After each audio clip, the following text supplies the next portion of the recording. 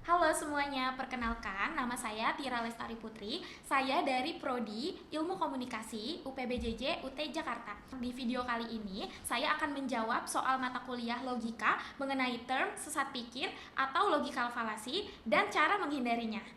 Pertama-tama, apa sih term itu? Jadi, term merupakan satuan terkecil dalam suatu pernyataan dalam logika. Pada hakikatnya, term terbagi menjadi beberapa jenis. Saya akan menjelaskan 3 macam term beserta contohnya.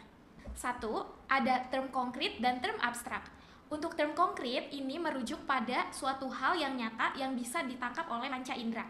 Contohnya, meja, kucing, sekolah, dan yang lain-lainnya. Term abstrak adalah hal-hal yang tidak bisa dirasakan secara fisik, melainkan bersifat gagasan. Contohnya, keadilan, kebebasan, cinta, dan yang lain-lainnya. 2. Term universal dan term individual. Term universal mencakup seluruh anggota pada suatu golongan.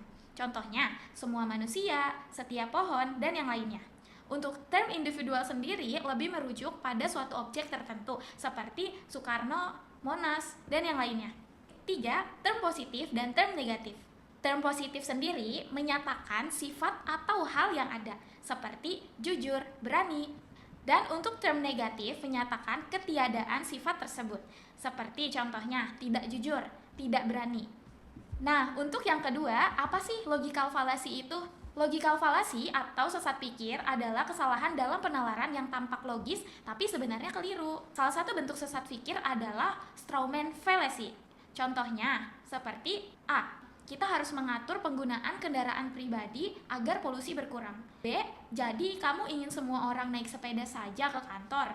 Nah, ini merupakan sesat pikir karena B menyederhanakan dan memutar balik argumen A lalu menyerang versi yang dilemahkan. Bagian yang ketiga, bagaimana sih caranya menghindari logical fallacy? Untuk terhindar dari kesalahan logika atau logical fallacy, kita bisa melakukan beberapa hal, seperti belajar berpikir kritis. Nah, dalam belajar berpikir kritis, kita harus memahami perbedaan antara opini, fakta, dan argumen yang jelas. 2. Dengarkan dengan utuh. Jangan memotong atau menafsirkan argumen orang lain secara keliru. 3. Berlatih menyusun argumen yang valid.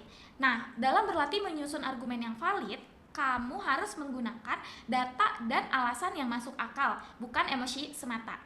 Jadi itu tadi mengenai term sesat pikir atau logical fallacy dan cara menghindarinya. Demikian penjelasan saya mengenai macam-macam term, contoh logical fallacy, serta cara menghindarinya. Semoga penjelasan ini dapat menambah pemahaman kita semua dalam berpikir logis dan kritis, terutama dalam menyusun argumen yang benar. Terima kasih telah menyimak video ini sampai akhir. Sampai jumpa di kesempatan berikutnya. Bye-bye!